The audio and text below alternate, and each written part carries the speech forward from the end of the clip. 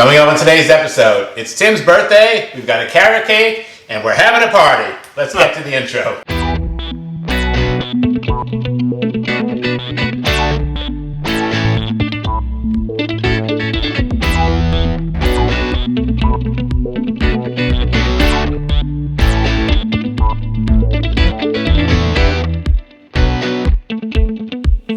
Welcome back to another episode of Plant-Based Dads. I'm Joey. We are a mostly whole foods, vegan cooking channel. We do some product reviews, sometimes some DIY stuff because I like to do things myself, and occasionally there's some episodes with Tim. If you like what you hear so far, please hit that like button. Show us some love. And please think about subscribing and becoming part of the Plant-Based Dads family. We do have a Patreon page set up. If you're interested in helping us get this message out to the public, you can click on the link below the video and become part of the team. We could really use your help and support. If you've been watching the show for any length of time, you know that I'm doing the Starch Solution. The Starch Solution is a way of eating where you eat high-carb whole foods, low-fat whole foods, and you lose weight and you get healthy. It's worked for me. I am now down 35 pounds doing this. And I absolutely love being able to eat all my favorite foods, potatoes and rice and beans, and not having to count calories like I did on Weight Watchers, or not being afraid of carbs like some of those crazy other plans that you have to deal with. One of the places where you can get plenty of support if you're doing the Starch Solution is in our Facebook group, Plant-Based Dads, Starch Solution Enthusiasts. It's just thousands of people who are doing the Starch Solution, people who are experts at it, people who are just starting at it, all helping each other, sharing photos, cheering each other on. It's a great place to be surrounded by like-minded people if you're doing this way of eating. Today's episode is a special one. It's Tim's birthday. So even though he's the baker in the family, I actually made a birthday cake for him because I felt bad asking him to make his own birthday cake for the episode. So I'm going to take you along on this journey on how I made this absolutely beautiful cake, and we're going to bring Tim and Lex in and cut it open and give it a try and see what they think. The ingredients are really simple. I had a lot of fun making it. Let me show you how it's done. We're going to start with the cake. In a mixing bowl, I added 1.5 cups of stone ground wheat flour. You can use whole wheat pastry flour, gluten-free flour, whatever you have. I just wanted to be as less processed as possible. I also added 1 cup of raw organic sugar. Then I dropped in a teaspoon of baking powder. After that, 1 teaspoon of baking soda. Next, I added 1 teaspoon of ground cinnamon, and then a teaspoon of Himalayan salt. I whisked it all till it was nice and combined.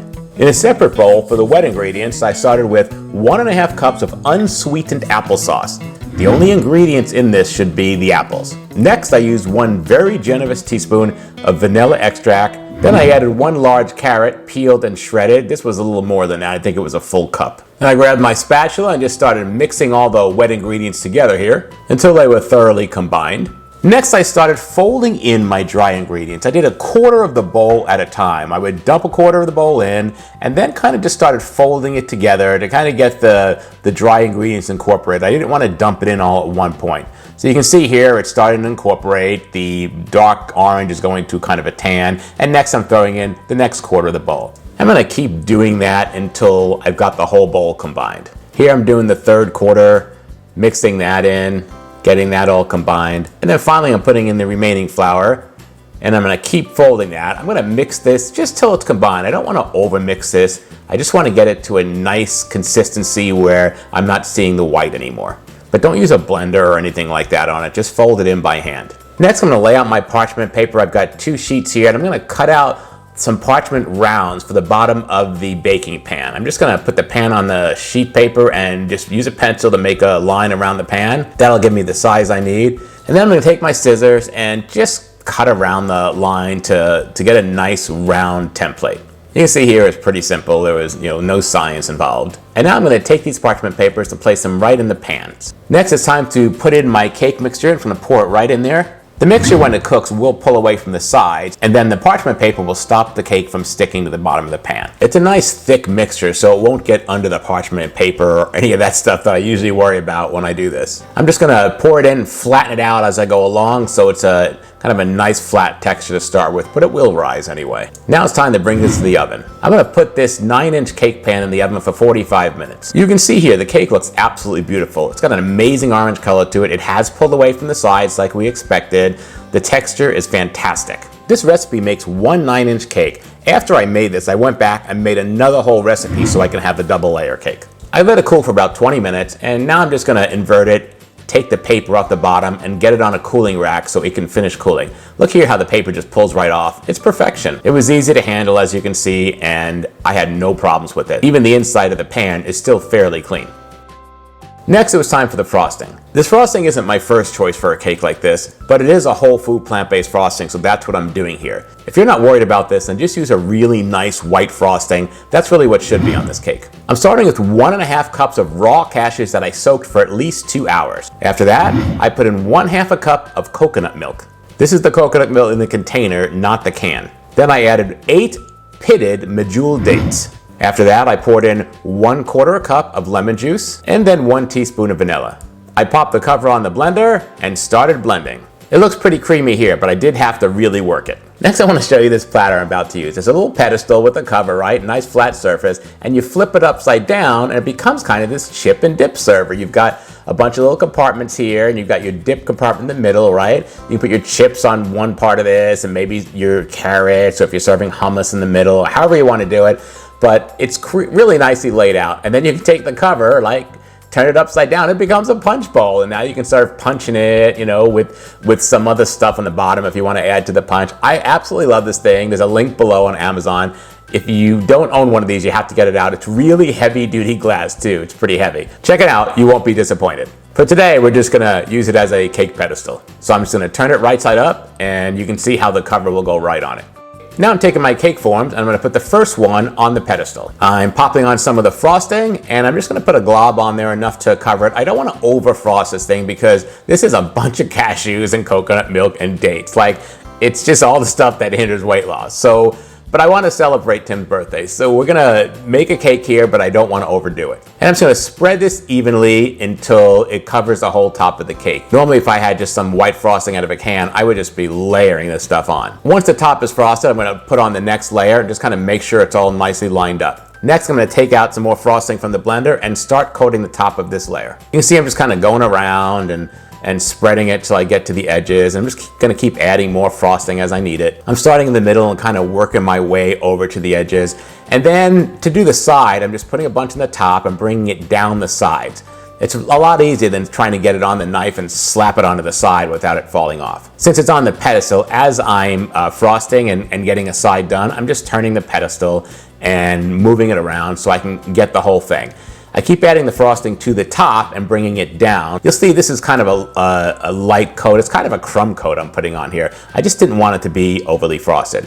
As I'm going around and finishing this up, I'm just using my finger, which is nice and cleaned, and pulling off any of the excess frosting that's on the pedestal. And you can use a rag to wipe up any of the residue. Now I'm gonna take my dome, and you can see I've already put it on once, and I'm gonna put it on here and make sure it fits, and it'll keep the cake nice and secure. You'll see later on that I did leave the cake out overnight before we ate it, and the frosting did turn brown. So I would eat it at this point right here while it's nicely freshly frosted and ready to go. And there you have it, guys. What a beautiful looking carrot cake. All whole food, plant-based. The birthday boy is absolutely gonna love this. And it's that simple. All right, so the whole family's gathered here. Let's do a quick light the candles so you can make a wish, and then we're gonna try this and see what it tastes like. They're gonna sparkle. No, they're not. No, it's not shooting. It's not shooting sparkles. All right, make a wish and blow up. Not you. It's not your birthday. Make a wish and blow up the candles, Tim. All right. Go ahead. It looks really nice, Joey, by the way. Oh, good. Joey's usually not the cake decorator or I'm not the baker the frosting guy, and you did a good job. No, I said earlier, I felt bad asking you to make your own cake, so. No, you did good. Okay, so you want to cut this up? Yeah. And make some pieces for us? So the cake, right, we got the recipe from the staff at Nini girl. Nini and Anna made some changes in the recipe, so I followed the changes. And let's see how this came out. I think Nini got this originally from the Happy Herbivore. Those are really big pieces of cake. Oh wow, it looks delicious. Wow. Look at that. Yeah. Nice. You can see here we've got just a thin layer of frosting on it because it's all cashew based. And you can see the texture of the cake looks good, little bits of carrots. All right, we ready to give this a shot? I am. All right, let's see what we've got here. Have you ever had carrot cake before? You have? Yeah. With white frosting on it. Yeah, well, we couldn't use white frosting because that wouldn't be sucrose compatible. It's really good. The texture of the cake is really nice, right? It's very cakey.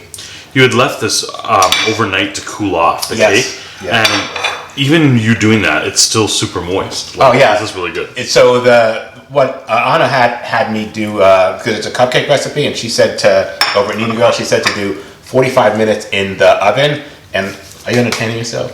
And I did that for both of these, and it was perfect. I originally just made one in the video when I was making the video. Then I was like, it needs to be a double layer cake.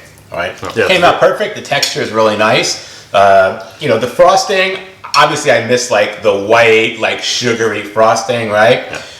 But I mean, I can't really do that and have a Whole Foods channel, right? This is nice to have. What I like about this cake that it is so moist and dense, you can almost replace it with any flour. I know you used all-purpose stone ground wheat. I used the stone ground wheat flour, yeah. Yeah, but you could use that 1-to-1 gluten-free flour easily in this.